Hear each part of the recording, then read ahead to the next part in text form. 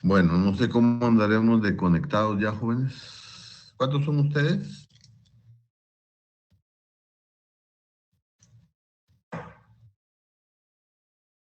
Jóvenes, ¿cuántos son ustedes?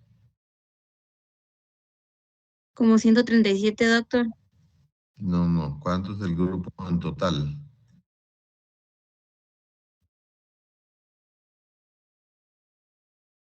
135 son los que hay ahorita conectados, pero ¿cuántos son ustedes? ¿No saben?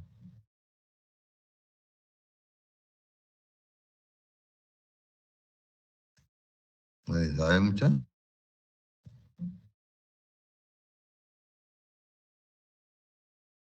No estoy mal, 170, doctor, pero no estoy. 170. Bueno, mire, pues vamos a empezar la clase del día de hoy. Solo déjenme ver algo acá. Les voy a compartir un link. Este link tiene que ver con con un curso que está en mi plataforma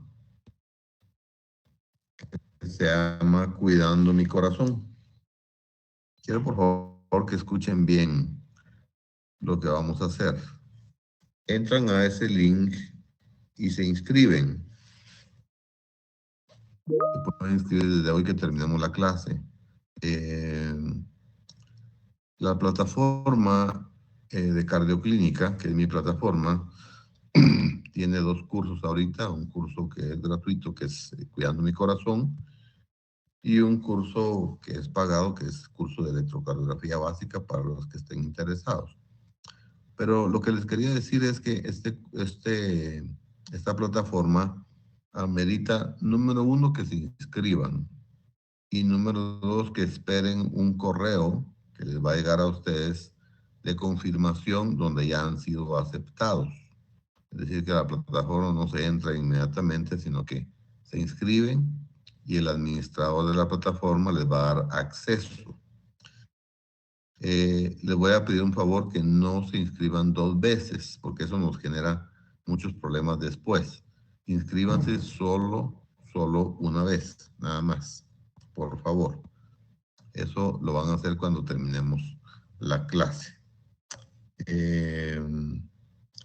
Vamos a empezar a grabar la clase esta noche.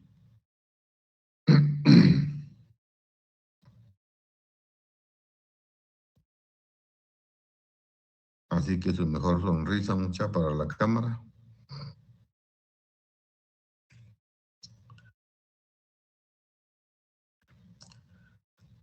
Muy bien. Soy el doctor Edwin Ibarra, soy cardiólogo, y a mí me va a tocar en esta semana dar 3 clases y vamos a hablar un poco sobre distintos aspectos de la cardiología. Uno de ellos tiene que ver con la semiología cardiovascular, que es lo que vamos a compartir el día de hoy. Semiología cardiovascular, ese va a ser nuestro tema. Y para ello, pues obviamente vamos a compartir la pantalla para que ustedes puedan revisar ahí la clase del día de hoy. Vamos a ir haciendo algunas paradas en la clase por si ustedes necesitan hacer alguna pregunta. Solo quisiera que me confirmaran si ya está a la vista la Sí, ya se ve. sí estamos, ¿verdad? Muy bien. Como les decía, la clase se llama Semiología Cardiovascular y prácticamente lo que es un acercamiento de cómo podemos ver pacientes que pueden en determinado momento presentar alguna cardiopatía y que pueda llevar a este paciente a tener algún inconveniente durante su vida. Quiero empezar siempre animándolos a crecer un poquito más de la medicina, no se conformen con ser médicos generales. Quiero mostrarles aquí dos fotos bonitas. La del lado izquierdo es el Instituto Nacional de Cardiología Ignacio Chávez, que fue el lugar donde yo me entrené. Este es el edificio principal y los edificios alrededor pues son edificios administrativos y de investigación. Si a alguien le interesa el fútbol, pues aquí en la parte de atrás está el Estadio Azteca, muy cerca. Y la otra figura es la figura del lado derecho, que es la figura principal de la UNAM en la Ciudad de México, con sus respectivos logotipos. Mi invitación es para que no se queden donde están, sino que puedan ustedes progresar un poquito más. También empiezo con este proverbio del rey Salomón, que dice: sobre toda cosa guardada, guarda tu corazón, porque de él viene la vida. Esto se enfoca en aspectos espirituales, pero también emocionales. ¿Por qué los emocionales son importantes? Porque los emocionales pueden afectar lo físico. Entonces es importante que ustedes hagan siempre una anamnesis sobre las emociones de las personas, aunque no somos psicólogos y tenemos que ejercer de alguna manera esta función, para que ellos puedan tener una idea de la forma como se puede abordar a un paciente. Este tipo de enfermedades, se le llaman psicosomáticas, son causa muy frecuente de consulta en cardiología. Vamos a empezar la clase, la vamos a dividir en tres aspectos. Número uno son los síntomas, número dos son los signos y número tres son los métodos diagnósticos en cardiología. ¿Qué es lo que tenemos nosotros a la mano? Muy bien. Los síntomas cardinales principales de todo paciente que empieza con alguna enfermedad cardiovascular son estos: dolor precordial, disnea, palpitaciones, síncope, edema y cianosis. Esto, en términos generales, son los síntomas cardinales con los cuales ustedes pueden avanzar en un paciente que presenta enfermedad de tipo cardiovascular y que amerita investigarlo. El paciente no les va a llegar con un diagnóstico, les va a llegar con cualquiera de estos síntomas, así que vamos a desglosarlos. Si hablamos un poquito del dolor precordial, entendemos que el dolor precordial es de tipo opresivo, es decir, el paciente siente que le oprimen el pecho. Generalmente suele iniciar en esfuerzo y luego se alivia en reposo.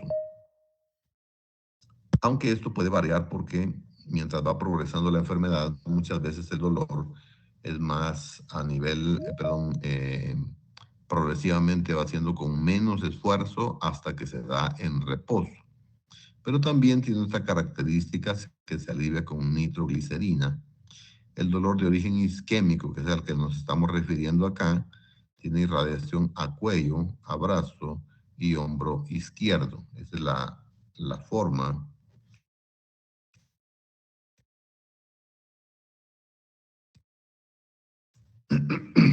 La forma como se irradia este tipo de dolor. Y lo vemos en esta figura, con los distintos colores. Vean ustedes como en la región subsifoidea, en el hombro y luego en el brazo.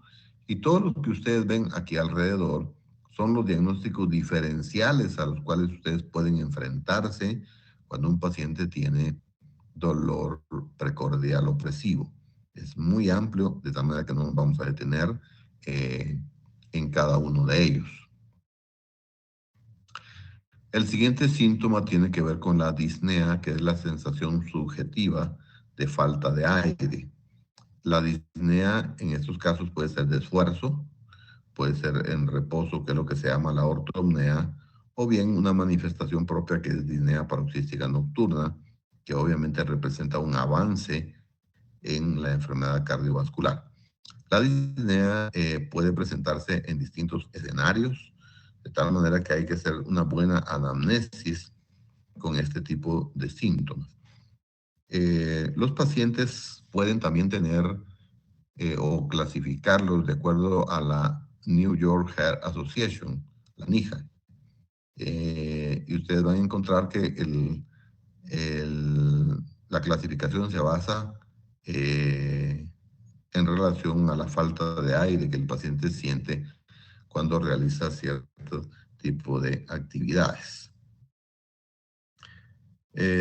Para que ustedes vean una comparación, en el lado izquierdo tengo una radiografía que es totalmente normal versus la radiografía del lado derecho. Es un paciente que está ventilado, que está monitorizado, pero que tiene infiltrados en alas de mariposa prácticamente diseminados.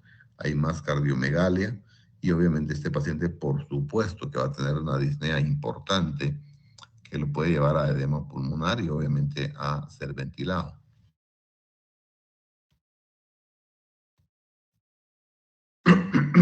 El otro síntoma que hay que poner atención es lo que se llama el síncope.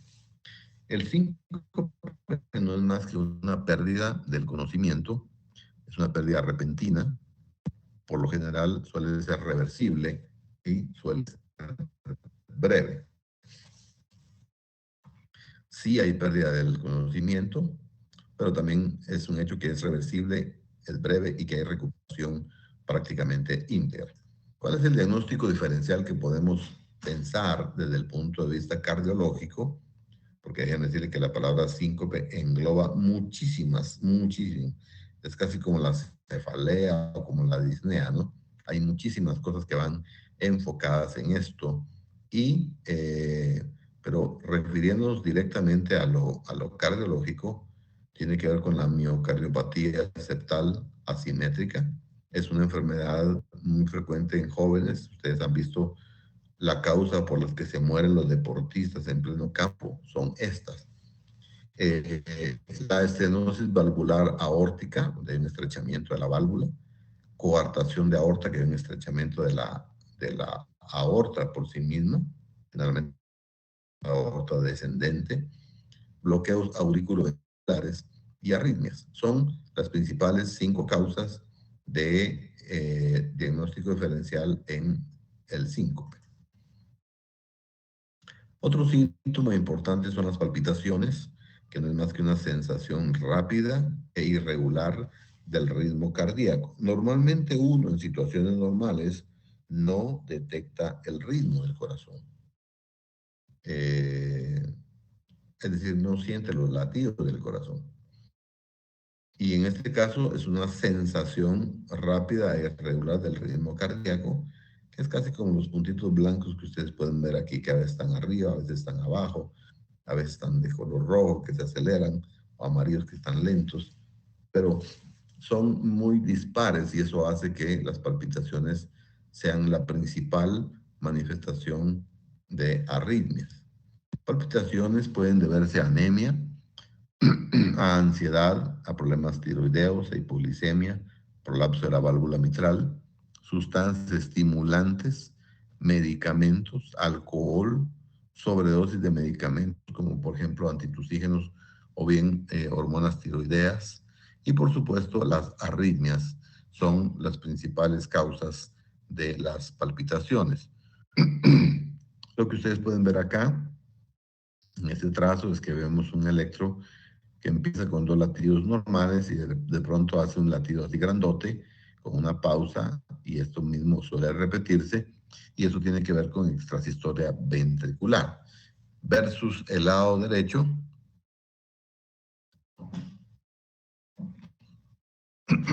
donde ustedes pueden encontrar en el lado azul el ritmo totalmente regular y en el lado rojo totalmente irregular.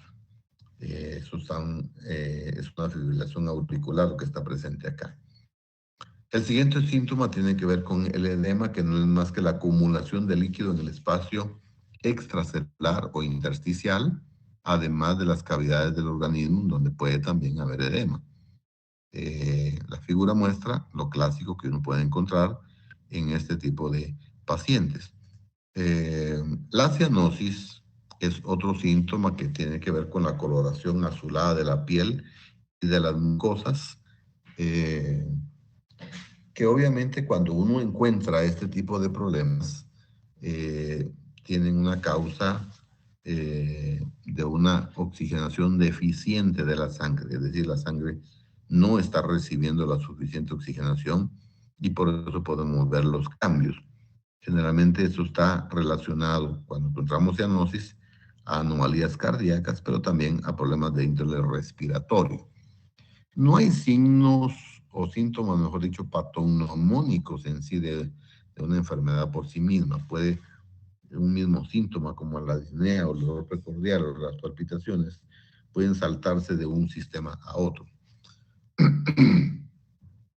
Aquí tenemos una lista de las cardiopatías congénitas más frecuentes, que como ustedes se dan cuenta, las dividimos en 2 grupos, las que son las acianógenas, es decir, las que no tienen cianosis, y las cianógenas. Las acianógenas, las 3 más importantes son la comunicación interauricular o una CIA, la comunicación ducto arterioso o PCA. En el lado derecho tenemos las que son cianógenas, es decir, las que desde su nacimiento el paciente nace con esos problemas y es notorio desde que nace y se mantiene así. Dentro de ella está la tetralogía de Fallot, la transposición de grandes arterias, la atresia pulmonar y la anomalía de Epstein. Todas estas son las principales causas cianógenas de cardiopatías congénitas que pueden llevar al paciente a cianosis. Ahora, si bien es cierto, por ejemplo, aquí estamos hablando de cardiopatías congénitas, también es un hecho que los pacientes que, por ejemplo, tienen una CIB o una CIA o una PCA y van a, por ejemplo, que no se le da el tratamiento respectivo, este paciente va a evolucionar a que el flujo que antes era de izquierda a derecha, ahora ese flujo se va a invertir porque va a ser de derecha a izquierda. O sea que aunque no era destinada para hacer una cardiopatía congénita cianógena, se convirtió en una cianógena debido a la hipertensión pulmonar y el flujo entonces se transforma en vez de izquierda a derecha, de derecha para la izquierda. Dentro de los signos principales tenemos los pulsos. Es muy recomendable que ustedes hagan una medición de los pulsos. ¿Qué es un pulso? Es una onda de presión provocada por la expansión de las arterias como consecuencia de la circulación de sangre bombeada por el corazón. Onda de presión que va relacionada a la expansión de las arterias como consecuencia de la circulación de sangre que está bombeada por el corazón. Eso es la definición de pulso. Los pulsos debieran de tener un orden para poderlos medir. Generalmente uno debería empezar desde la cabeza hasta los pies o de pies a cabeza. Generalmente se prefiere de cabeza a los pies para hacer una evaluación. El hacer los pulsos nos va a mostrar en dónde pudiera haber alguna obstrucción. Por ejemplo, una coartación de aorta, que es una estrechez de la aorta en sí, puede llevar a un paciente a tener ruptura de la misma, pero sin llegar a, es decir, mejor dicho, perdón, corrijo. El paciente puede tener ausencia de pulsos en algún lado y eso generar el diagnóstico de coartación de aorta, por ejemplo. O sea, ustedes pueden tener un pulso muy bien en la parte de arriba de las extremidades, pero un pulso malo en las inguinales, la región inguinal.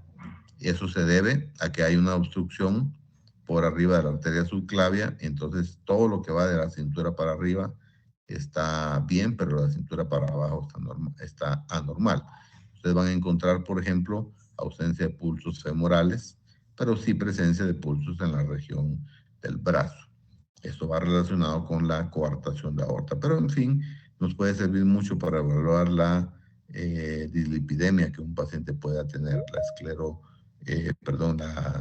hipercolesterolemia, que puede dejar alguna secuela en este tipo de pacientes. El otro signo importante es la presión arterial. ¿Qué es la presión arterial? Suele ser la fuerza que ejerce la sangre contra las paredes de las arterias. Fuerza que ejerce la sangre contra las paredes de las arterias. Es muy importante la toma adecuada de la presión. El paciente debe estar relajado, no haber tomado café en los últimos 30 minutos, ni haber hecho ejercicio. El brazo debe estar muy recostado sobre una mesa y el mango tiene que ser adecuado para su tamaño, para el tamaño del brazo. El otro son los soplos. Los soplos pues son cuestiones anormales, un ruido silbante, chirriante o áspero, son algunas de las características que uno puede escuchar en un latido cardíaco. El ruido generalmente es ocasionado por un flujo sanguíneo turbulento, un flujo desigual.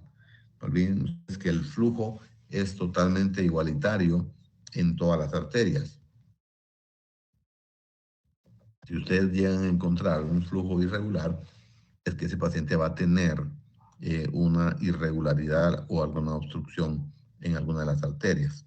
Entonces, este ruido es ocasionado por un flujo sanguíneo turbulento, un flujo desigual a través de las válvulas cardíacas o muy cerca del corazón, que también puede generar ese tipo de cambios.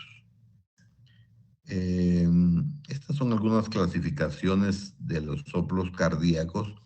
Si vemos aquí en el lado derecho, tenemos soplos de índole sistólico, índole diastólico. Eso divide prácticamente lo que es el ciclo cardíaco. Y obviamente después podemos hablar un poquito de un soplo protosistólico o protodiastólico, igual meso, igual tele. Y el soplo holo es prácticamente el que abarca cualquiera de las áreas, ya sea toda la sístole o toda la diástole. Y aquí podemos encontrar el tipo de soplos, cómo se clasifican de grado 1 hasta el grado 6. Debo ser honesto que es muy difícil a veces escuchar el soplo grado 1 en este tipo de clasificación. De tal manera que nos hemos acostumbrado a usar las 4 formas como un paciente puede escucharse de un soplo. El grado 1 es un soplo difícil de auscultar. Alguien dice que solo Dios lo escucha. Grado 2 es débil, grado 3 es moderado, grado 4 tiene frémito. El frémito, para los que no saben, es lo que ustedes sienten de distinto en una arteria cuando esta es, llamémosle, abierta. Entonces, el soplo puede ser frémito, con frémito, muy fuerte y con frémito, y luego aquellos pacientes que sin necesidad de apoyar el estetoscopio sobre el tórax, se oye el gran frémito. Esto habla de un poquito más de gravedad de los soplos. Generalmente los soplos sistólicos, ustedes me ponen atención, se oyen más o menos así.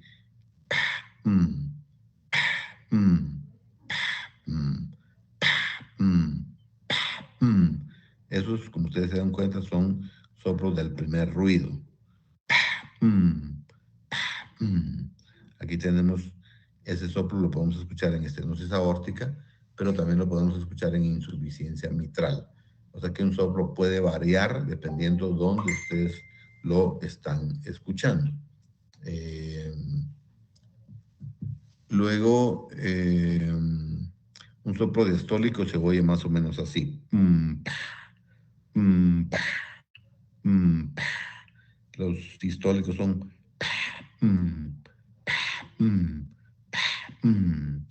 de esa forma es como nosotros podemos diferenciar el tipo de soplo que nosotros vamos a llevar a cabo. Y esta es una imagen en movimiento que ustedes pueden ver como aquí en el lado de rojo, la sangre ingresa a la aurícula izquierda y prácticamente cuando se contrae simultáneamente con el ventrículo derecho y la sangre que prácticamente termina sacando un buen porcentaje, de tal que ese paciente, si es apto o no para... muy bien, quisiera hacer alguna pausa aquí con ustedes. No sé si están todavía despiertos, ya no oigo nada de bulla. ¿Estamos bien? ¿Hay alguna pregunta? Todo bien, doctor. Ok. ¿Nadie más? ¿Alguna pregunta?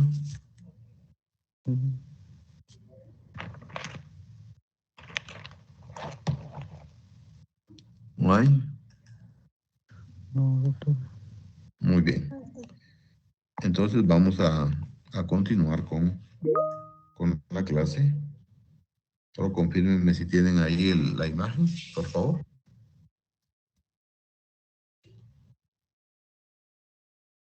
¿Alguien puede confirmarme si tienen la imagen o no? Sí, doctor. Sí, doctor. Sí, doctor. Muchas gracias. Muy bien. Ahora vamos a hablar entonces de los métodos diagnósticos. Ya vimos los 6 síntomas cardinales. Ya vimos los signos principales entre pulso, presión y todos ellos que tienen que ver con lo que uno encuentra en el corazón. Y ahora vamos a apoyarnos en los métodos diagnósticos. Métodos diagnósticos, el primero que usamos es el electrocardiograma. El electrocardiograma no es más que un registro gráfico de la actividad eléctrica del corazón. En otras palabras, cuando ustedes ven rayas, como algunos suelen llamarle, es que ese corazón está activo, está haciendo algo. Entonces es un registro gráfico de la actividad eléctrica del corazón. Creo que los que ya pasan por la Clínica San Antonio se darán cuenta de lo importante que es este estudio en el paciente con cardiología. No sé si va a dar tiempo este cuatrimestre que tomemos el curso de electro como lo tomaron sus compañeros.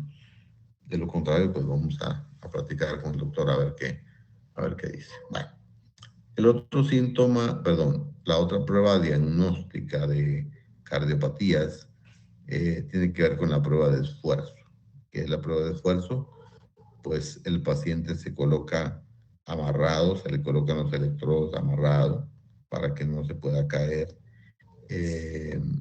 Y además de eso, se le conecta un aparato de la presión y el paciente va haciendo algún tipo de ejercicio. ¿En qué casos es útil el electrocardiograma obtenido en el esfuerzo, como se le llama también a la prueba de esfuerzo? Bueno, en detectar isquemia, porque prácticamente ustedes están sometiendo a algún esfuerzo a ese paciente cuando lo hacen doblar, es decir, correr, mejor dicho, a ese paciente. Es decir, que el paciente se trata de sacar lo mejor que se pueda, aunque en ese momento le duela, pero es una forma de ayudarnos. Entonces nos sirve para detección de isquemia, pero también nos sirve para evaluación de arritmias y del ritmo sinusal o del nodo sinusal. Esto ayuda mucho para hacer una determinación en estos casos. El monitoreo ambulatorio de presión arterial es un estudio que prácticamente el paciente se le toma la presión y egresa a su casa con el estudio, con el ecocardiograma, El otro día viene tempranito a quitárselo, lo analizamos y al mediodía tenemos respuesta. En estos casos, la respuesta del paciente va a ser sí, va a ser no. Es decir, si tiene o no tiene hipertensión arterial. El estudio les va a medir la presión como unas 45, 50 veces y tiene que ver mucho con el tipo de pacientes para cuidar bien eso. A los tipos todos rasguños y todo eso, mi recomendación es que no toquen una computadora hasta que no se eduquen, porque esa es parte de la educación que hay que realizar. Entonces, el monitoreo ambulatorio de presión arterial sirve para detectar hipertensión arterial sostenida. Es para aquel que padece de presión, pero algunas veces me dicen que le llega hasta casi 180 o a 200, ¿no? A eso hay que ponerle atención.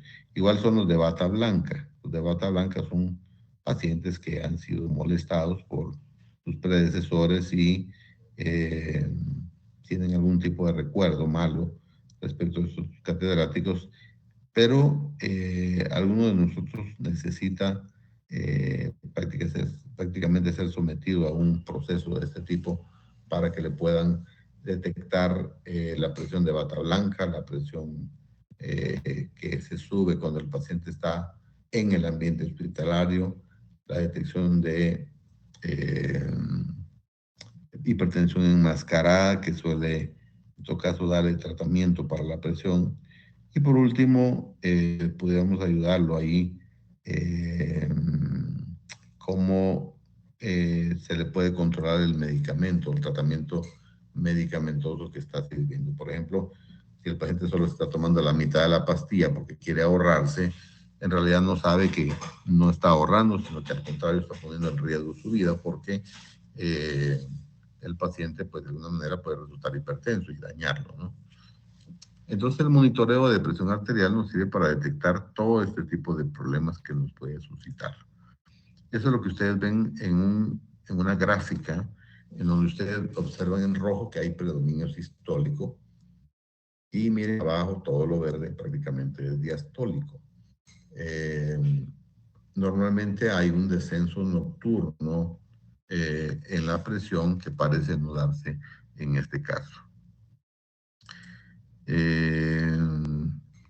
La prueba de inclinación es útil para investigar causas de síncope, el síncope neurocardiogénico o bien la taquicardia postural ortostática. Para eso nos sirve esta prueba. Como ustedes se dan cuenta, la camilla se para a 70 grados, el paciente está conectado a un esfigmo, tiene un electro también que sirva de base para ese momento y ahí vamos viendo realmente cuál es la evolución de estos casos que pueden estar generando síncope.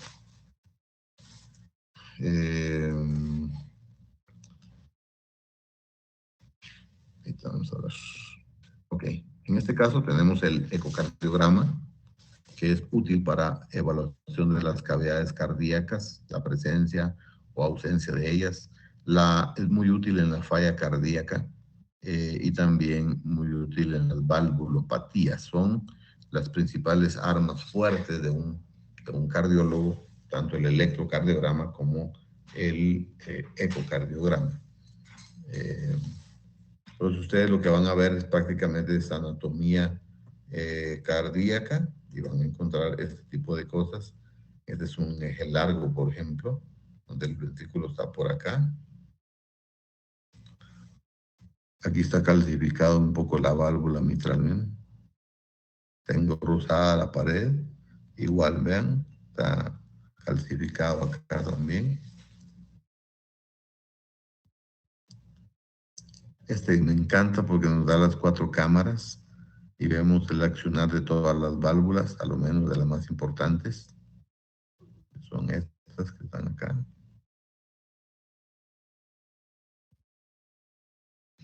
Y aquí de nuevo vemos el eje corto que nos puede generar un poquito de mayor información. Entonces, en resumen, el ecocardiograma nos va a dar mucha utilidad en las cavidades cardíacas, en la falla cardíaca y en cualquiera de las valvulopatías que podemos encontrarnos al realizar un electrocardiograma. Y en este caso es el ecocardiograma de estrés. Ustedes ven, pueden ver, hay 4 imágenes que nos pueden dar una idea de cómo se está comportando ese corazón. Lo que hacemos es que se le inyecta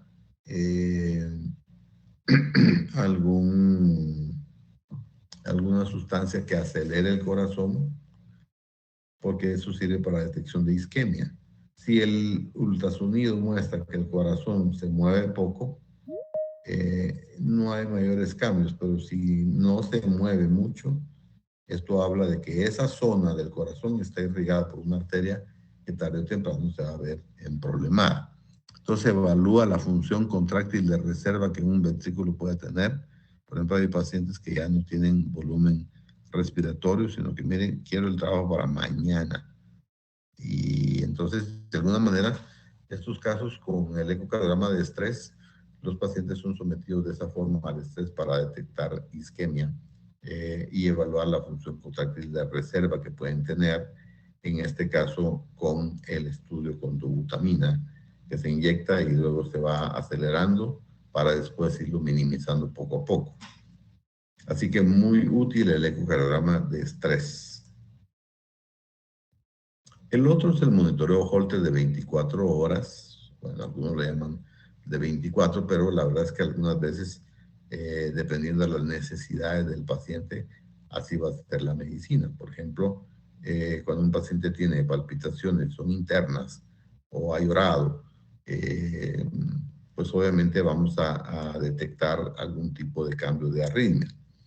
Esto sirve para hacer un electrocardiograma de 24 horas, muy útil en las arritmias, muy útil en los bloqueos auriculoventriculares y trastornos del segmento ST. Todo eso es lo que se ve en el electrocardiograma, para lo cual no vamos a mirar ya, sino que vamos a quedarnos ahí con este Doppler que nos va a dar información para las arritmias, para bloqueos auriculoventriculares, para trastornos del segmento ST. El otro estudio es un estudio de perfusión miocárdica. Es un estudio que el paciente se le inyecta una sustancia que lo que hace es pintar la dona, como en este caso ustedes ven en las primeras 2 filas de arriba. La dona, en este caso, hay una parte que no está completa, vean ustedes acá. Y déjenme aclararle este estudio, porque a veces cuesta un poquito entenderlo.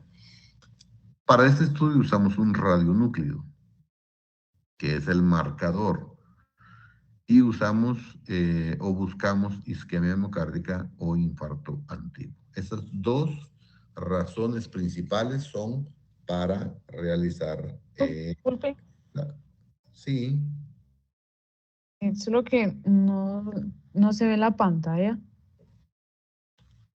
¿todos no la ven? Doctor, no se mira. ¿No se mira? No, doctor. A ver, creo que se dejó de compartir, entonces vamos a ver de nuevo. ¿Desde dónde no la empezaron a ver? ¿Solo ahí o ya desde antes? En la sesión del ecocardiograma. Ecocardiograma. ¿Ahí sí la miran? ¿Sí la miran ahí, jóvenes? Doctor. Gracias, doctor. Ya, doctor. Ya empezó a Ya, aparecer. doctor. Bueno, esta imagen ya la habíamos visto, que es la imagen del ecocardiograma. Y esta es la del ecoestrés, que aquí lo que se hace es administrar dobutamina para que el corazón se acelere, se le va subiendo. El eco tiene 4 pantallas, porque este es sin medicamento, con 5, con 10 y con 20 y hasta con 40 se puede hacer. Lo que se pretende es acelerar el corazón para que nos dé información. El Holter ya habíamos dicho que principalmente nos ayuda a detectar arritmias, bloqueos auriculoventriculares y trastornos en el segmento ST. En cuanto a la perfusión miocárdica, decía que necesitamos de un radionúclido. En este caso, un radionúclido que puede ser tecnesio 99 nos puede detectar isquemia miocárdica o infarto antiguo. Entonces, por ejemplo, al paciente se le inyecta en reposo. El estudio se hace en dos fases, en reposo como en esfuerzo.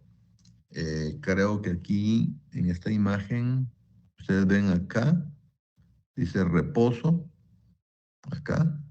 A ese le pusieron dipyridamol, que es otra sustancia también que acelera el corazón. Y en este caso dice que es también en reposo. O sea, estos dos estudios están hechos en reposo. Entonces, cuando el paciente está en reposo, ustedes inyectan el radionúclido y si hay una parte del corazón que no se pinta, significa que ese paciente ya tuvo un infarto.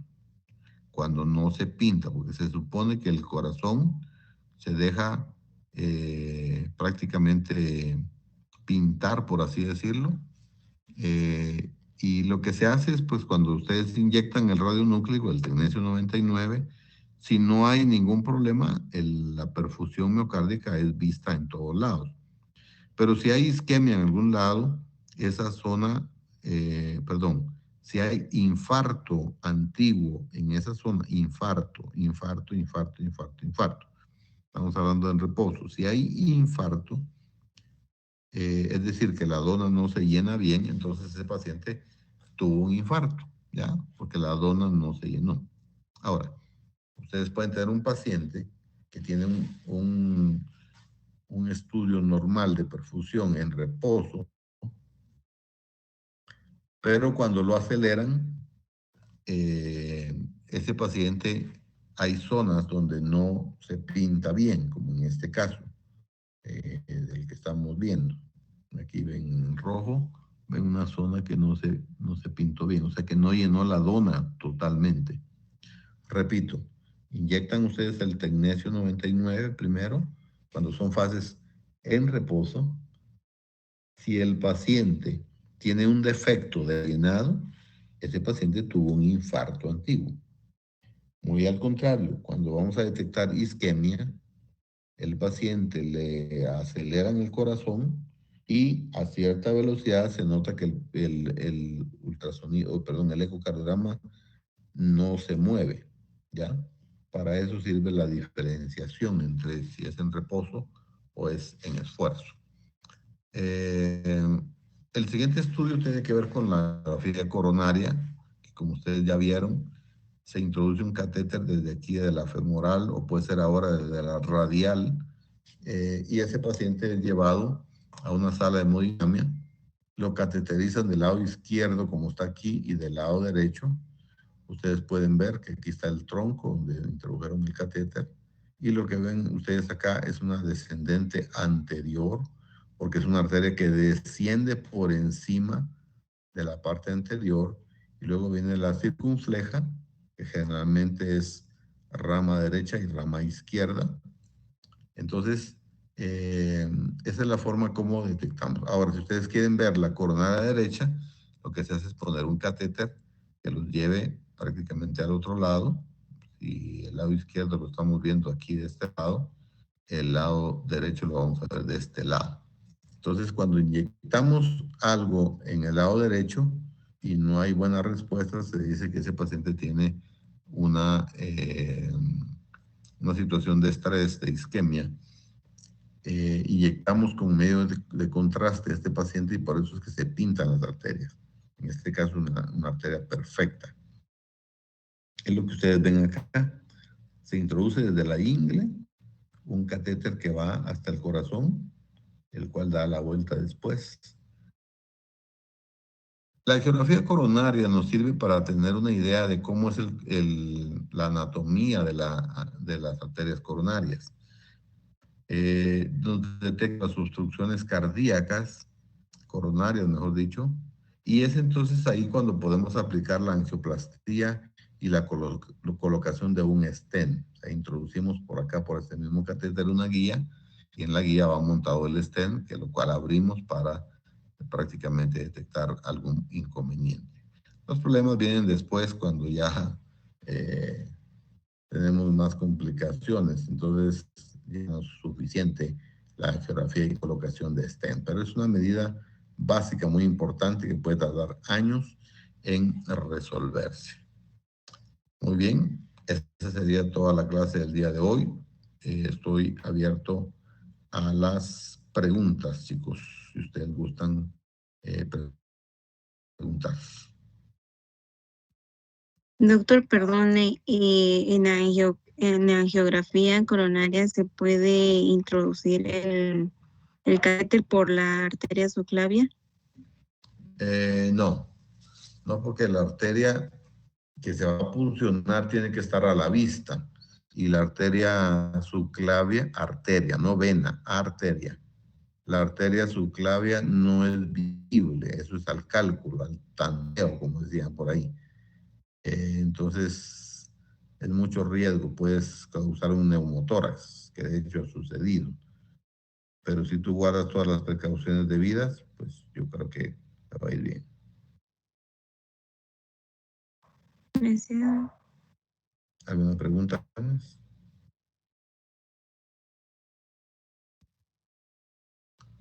¿Me preguntas? Doctor, perdone, aparte de la dobutamina, entonces... ¿Te pegas bien al micrófono que no te escucho? Aparte de la dobutamina, ¿qué otro se puede administrar?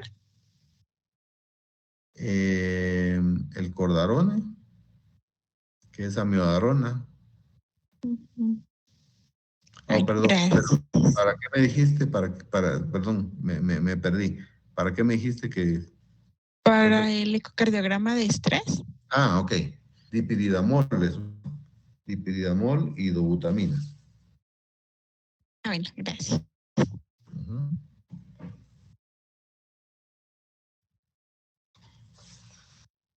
¿Alguna pregunta más? ¿Está tan sencillo, mucha? Bueno, entonces quisiera por favor que todo el mundo se inscribiera en la plataforma para ver el curso que les había comentado. Ahí en la página que les di de inicio, por favor. Recuérdense de inscribirse una sola vez, no se inscriban 2 veces. Si no les llega su contraseña o algo, escríbanme, pero no se vuelvan a inscribir. Porque eso nos genera sobrecarga en el trabajo de la plataforma. ¿Hay alguna pregunta? Doc, disculpe, ¿hay documento de de esta clase? No, no hay documento. Es parte solo el curso que les estoy diciendo que está en línea, Ah, bueno, en la gracias. plataforma. Ujú. Gracias. Así que se pueden ir inscribiendo ya si quieren. ¿No hay más preguntas? Muy bien. Jóvenes, agradezco mucho su atención y nos vemos mañana. Tenemos clase de nuevo, ¿ya? A las 8 de la noche. Que descansen, que tengan buena noche. Gracias, doctor. Buenas noches. Gracias, doctor. Doctor, Buenas feliz noches, noche. doctor. Buenas noches, doctor. Buenas noches. Buenas noches.